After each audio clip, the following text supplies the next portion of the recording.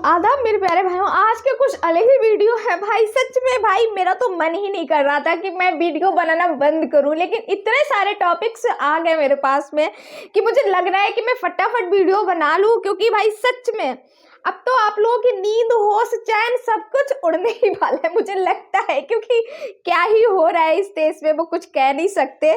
तो भाई एक लड़का है जो कि क्या ही बताए। तो जिसने अभी तक हमारे चैनल को सब्सक्राइब नहीं किया, जाके फटाफट हमारे चैनल को जाके सब्सक्राइब कर दीजिए, क्योंकि ये वीडियो चैनल के सब्सक्राइब होने के बाद ही आपको दिखेगा, इससे पहले नहीं दिखेगा।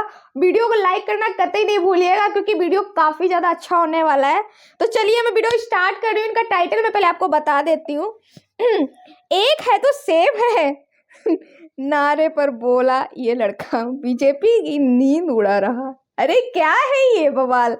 चलिए देखते हैं, पहले इनका नारा ही सुन लेते हैं हम लोग कि क्या बोल रहे हैं ये भाई। क्या इस नारे को किस तरह देखते हैं? नहीं, सबसे पहले तो मैं भाई के लिए तारीफ करना चाहूंगा। भाई ने कश्मीर फाइल्स मूवी बहुत अच्छे से देखी है और इसके बाद केरला स्टोरी भी बहुत अच्छे से देखी है। हम उस दौर में जी रहे हैं जब ड्रामे को देख के हमारी आंखों में आंसू आ जाते हैं, बिल्कुल और वही दौर वास्तविकता है। को देखकर हम कहते हैं ड्रामा चल रहा 2024 है। है। हम उस दौर में जी रहे हैं। आज की बेरोजगारी इस वक्त इस व्यक्ति को नहीं दिख रही। आज लॉकडाउन में लोग लाखों लाख लोग पैदल चल गया, वो नहीं दिखा। आज कोरोना में कितने लोग मर गए, वेंटिलेशन में ऑक्सीजन बेड नहीं मिला, ये इनको नहीं दिखा।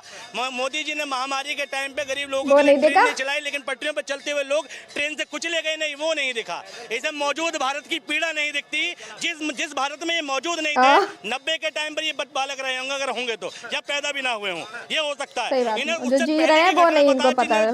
इन्होंने जी नहीं है, लेकिन वर्तमान की स्थिति को देख के रो नहीं रहे। हाँ, तो सही बात है। रो रहे हैं जो इनके सामने घटी नहीं है, जो ये बड़ी दुखदाई बात है।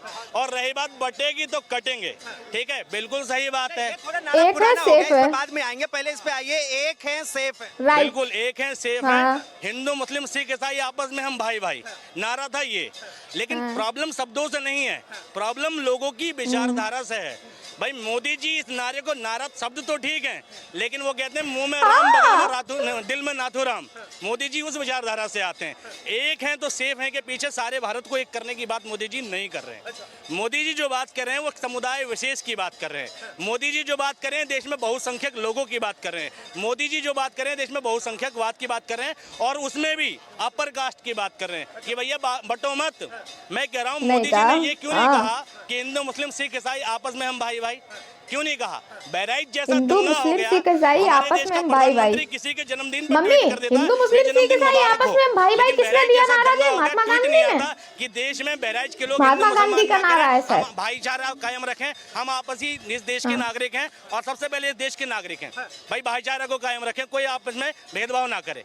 मोदी जी योगी जी ऐसी कोई अपील नहीं करते हैं। झारखंड में भाषण देते वक्त उन्होंने साफ तौर पे कहा था कि आखिर कैसे आपने देखा होगा कि हिंदू आस्था पर ये लोग चोट पहुंचाते हैं, कैसे ये आपकी बेटियों को लेके चले जाते हैं, कैसे आपकी ये रोटी छीन लेते हैं। मैं 2014 के मोदी जी को देख रहा हूँ। जिस व्यक्ति ने कहा था बहुत हुई महंगाई की मार, अब की बार मोदी सरकार। जिस व्यक्ति ने कहा था भाई बेरोजगारी की मार, अब की बार मोदी सरकार। जिस व्यक्ति ने कहा था मेक इन इंडिया बनाएंगे, जिस व्यक्ति ने कहा था 100 स्मार्ट सिटी बनाएंगे, जिस व्यक्ति ने कहा था घर घर शौचालय पहुंचाएंगे, जिस व्यक्ति ने कहा था घर घर सिलेंडर पहुंचाएंगे, जिस व्यक्ति ने कहा था कि देश में भैया जो जीडीपी है उसको तीसरे नंबर पे पहुंचाएंगे, जिसने कहा था भाई देश में जो है भाई बेरोजगारी को बिल्कुल जड़ से खत्म कर देंगे, हर साल जो है 2 करोड़ रोजगार देंगे। आज मोदी जी के इतने काम के बावजूद देश के प्रधानमंत्री की इतनी हैसियत नहीं है जो ये कह सके कि मैंने काम किया है तो वोट दो।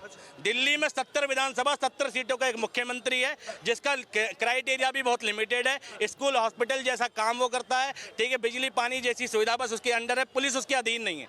उसके बावजूद उस मुख्यमंत्री की इतनी हैसियत है जो छाती ठोक के कहता है कि अगर मैंने काम किया हो तो वोट दो, और काम नहीं किया हो तो वो वोट मत दो।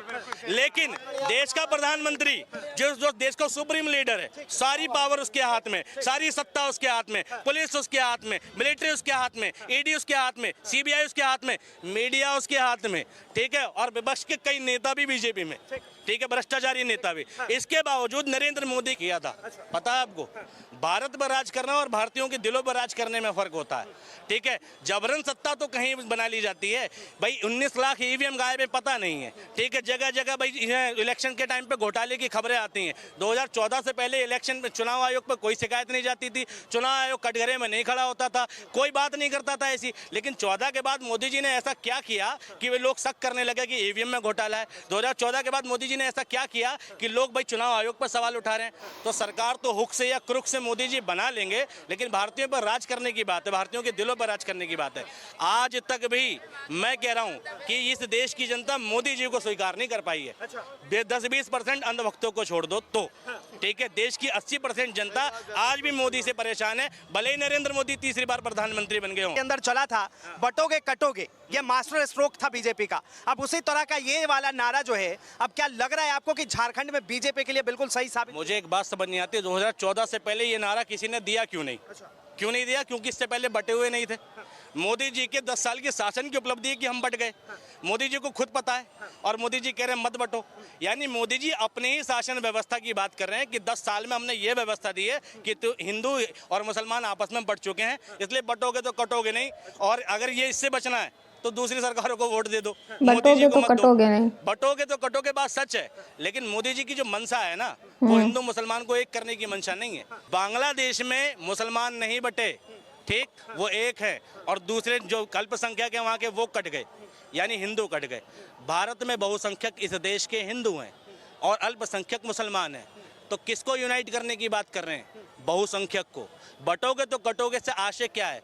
तुम बांग्लादेश देना चाहते हो भारत को, तुम बांग्लादेश देश में दंगा देना चाहते हो, तुम देश में रिजाइन सरकार देना चाहते हो, यही तो मंशा है। अगर तुम्हारी मंशा गलत नहीं है तो तुम एक तिरंगे के नीचे क्यों नहीं लाते इस देश के लोगों को? तुम जनगण मन में क्यों नहीं लाते इस देश के लोगों को? तुम हिंदू मुसलमान दोनों में सौहार्द की बात क्यों नहीं करते? मैंने आज तक भी 10 साल की किसी डिबेट में, किसी भाषण में मोदी जी के मुंह से ये नहीं सुना कि देश में भाईचारा कायम रखें, हिंदू मुसलमान के साथ सौहार्द बना के रखें। एक भाषण नहीं दिखा पाओगे, और योगी आदित्यनाथ तो उससे 100 कदम पीछे हैं, उनके मुँह से शायद निकलेगा भी नहीं। तो ये समझो, इस तरह के जो नारे आते हैं, आखिर इसकी जरूरत क्या है और इसके पीछे की वजह क्या है? कुछ नहीं है। मोदी जी समझ गए कि उनकी सत्ता और लोकप्रियता दोनों खत्म हो चुकी है। अब उनका काम का सहारा तो रहा नहीं, तो अब सहारा बचा यही नारे देने पड़ेंगे, ठीक है भाई। जब उनकी लोकप्रियता थी तब नारे थे बेरोजगारी की मार, महंगाई की मार। अब लोकप्रियता खत्म, मोदी जी का टाइम गया, तो मोदी जी सोच रहे हैं जाते जाते भी। मैंने एक कहानी सुनी थी, एक नकारा आदमी जो होता है जब मर जाता है ना, जीते जी तो तकलीफ देता ही है, मरने के बाद भी तकलीफ देता है। वो छोटी सी कहानी थी, वो कहानी ऐसी थी कि एक गांव में एक बहुत नकारा आदमी था, डंडे वाली कहानी, बहुत परेशान था। तो लोग हाँ, पूरा गांव परेशान था, हाँ। और वो मर गया, और मरते वक्त उसने अपनी वसीयत लिखी कि जब मैं मर जाऊं तो मेरे मुंह में 5 फीटा डंडा ठोक दिया जाए, और मेरी मैयत को गाजे बाजे से लेके जाया जाए, ठीक है, और पुलिस थानों के चक्कर लगा के लेके जाया जाए। और लेके गया, जब कफन 5 फुट ऊपर देखा पुलिस वाले ने, तो कहा किसकी मैयत है दिखाओ, तो देखा कि मुंह में डंडा है। तो भाई उसके बाद पुलिस वाले ने कहा ये मरा नहीं, पूरे गांव वालों ने मार दिया, जितने लोग मैयत में शामिल सबको जेल हो गए, जाने के बाद भी परेशान करेंगे। मोदी जी ने वो शासन दिया है कि लोगों के मन में जो जहर बो के गए हैं ना, ये अगले 20 सालों तक निकालेगी कांग्रेस, तब निकलेगा। एक बात बताइए, प्रधानमंत्री कहते हैं कि कांग्रेस कहीं ना कहीं जातिवाद की राजनीति करती है और हम सबको एक करने की राजनीति करते हैं, तो दिक्कत क्या है, तकलीफ क्या है? मोदी जी के एक करने में बहराइच का दंगा हो जाता है, मोदी जी के एक करने में हाथरस में कांड होता है, और एक समाज के खिलाफ पंचायत होती है, ठाकुर समाज पंचायत करता है दलितों के खिलाफ। मोदी जी के शासन में नोएडा में एक त्यागी समाज का व्यक्ति एक महिला को अभद्र टिप्पणी करता है, और उस त्यागी समाज के लोग उसके समर्थन में आते हैं कि गलत सही नहीं जानते। मोदी जी की उपलब्धियां हैं, मोदी जी के शासन में पेशाब कांड हो जाता है। किस एकता की बात कर रहे हो तुम? सबसे ज्यादा हिंदू मुसलमान के दंगे जो रिपोर्ट हुए, छुटपुट घटना जो रिपोर्ट हुई है, वो मोदी जी के 2014 के बाद रिपोर्ट हुई है। मोदी जी के शासन में भाई पहलू खान मर जाता है, इखलाक अहमद मर जाता है, ठीक है, हरियाणा में नू का दंगा हो जाता है, कन्हैया लाल भी मर जाता है, ठीक है, बिल्कुल कन्हैया लाल भी मर जाता है, ठीक है। नू में अतीक अहमद नहीं ना, बिल्कुल नहीं, अतीक अहमद नहीं, ठीक है। देखो ये बिल्कुल नहीं, मैं कभी सपोर्ट नहीं कर सकता अतीक अहमद का, ठीक, नो का दंगा हो जाता है, ठीक है। मोदी जी की व्यवस्था इतनी जानदार व्यवस्था है कि इतने दंगे हो जाते हैं। भाई मोदी जी अगर वास्तव में इस देश में व्यवस्था ठीक दे रहे हैं, हिंदू मुसलमान की व्यवस्था को ठीक कर रहे हैं, क्यों रिपोर्ट हो रही है हिंदू मुसलमान की घटना चटपट जगह रोजाना वीडियो है हिंदू मुसलमान का स्वार्थ बिगड़ने की, कोई किसी के धर्म को गाली दे रहा है, कोई किसी के धर्म को दे रहा है। 14 से पहले तो नहीं था ये सब, कोई कहीं पोस्टरबाजी कर रहा है, कोई कहीं पोस्टरबाजी कर रहा है, 14 से पहले तो नहीं था। यति नरसिम्हानंद जैसे लोग, ठीक है, मंदिर के मठाधीश बने बैठे हैं, वो एपीजे अब्दुल कलाम तक को आतंकवादी कह देते। 2014 से पहले तो नहीं था ये सब। मोदी जी की उपलब्धियां है ना कि देश में एपीजे अब्दुल कलाम को भी गालियां दिलवा दी गई। में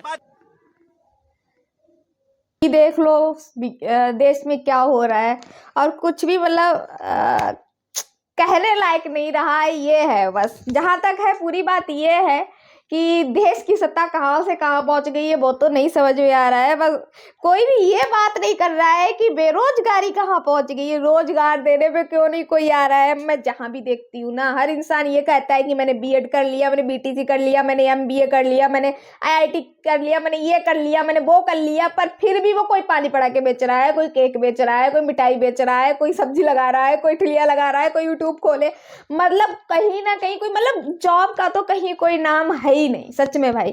कोई कहीं पे अपना देख रहा है, कोई कहीं पे देख रहा है। अब मैं ही देख लो, मैं जो चैनल ये बना के बैठी हूँ ना भाई, इसमें मुझे एक पैसा नहीं मिल रहा है सच में भाई। आप लोग बहुत अच्छे से जानते हैं, मैंने जब स्टार्टिंग की थी भाई तब भी मेरे पास सब्सक्राइबर बिल्कुल भी नहीं थे। उसके बाद मैंने बहुत कोशिश की कि बहुत अच्छे कंटेंट लेके, अच्छे वीडियोज लेके आई भाई, मुझे किसी ने भी सपोर्ट नहीं किया। तो मैंने फर्स्ट वीडियो डाला था भाई, हाँ पहला वीडियो डाला था मैंने कुरान के ऊपर भाई। तो सच में भाई मुझे आज भी वो दिन याद है, मेरा वीडियो वायरल गया था समथिंग 40K के, और मुझे उस दिन इतनी खुशी मिली थी मैं आपको बता नहीं सकती हूँ। क्योंकि जब इंसान की हर जगह से सारी उम्मीदें टूट जाती हैं और कहीं से एक छोटी सी उम्मीद मिलती है ना, तो इंसान उसी पे भरोसा करता है। ये फैक्ट बात है, क्योंकि भाई भरोसा वहीं पे होता है जहां पर इंसान को कुछ मिलता है।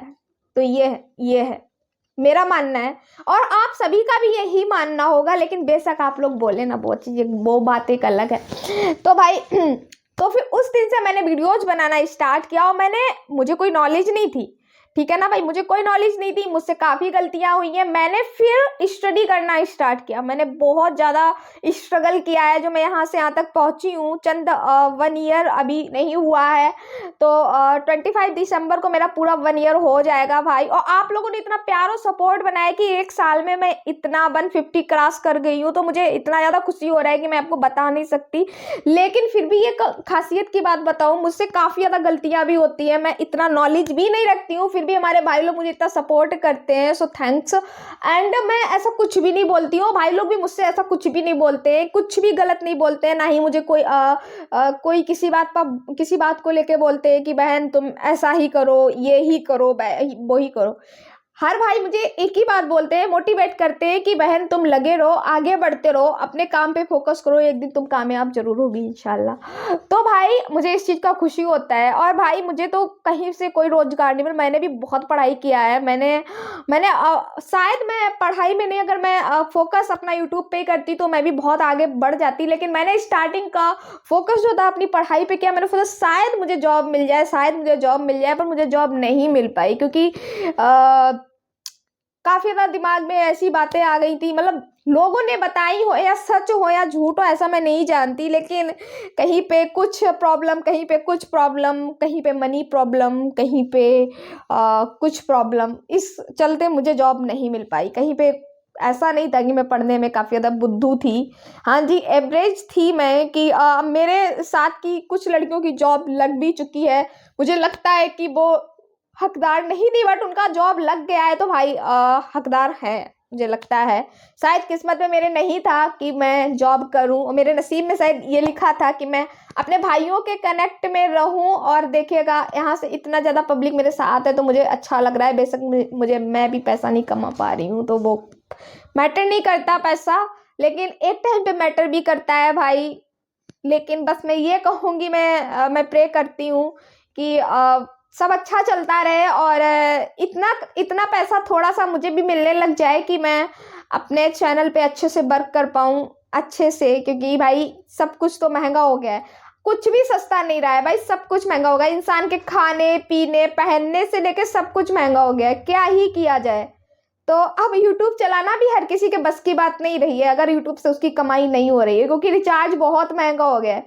एक महीने में समथिंग 1500-1600 रुपये हर किसी का खर्च हो ही जाना है, नॉर्मल सी बात है। तो भाई आप लोग बताइएगा इस बेरोजगारी के चलते क्या मानना है आप लोगों का। चलिए मिलती हूँ मैं किसी नेक्स्ट टॉपिक के साथ में। अपना ध्यान रखिए, अपने पूरे परिवार का ध्यान रखिए, महफूज रहिए, दुआओं में याद रखिए। तब तक के लिए अल्लाह हाफिज।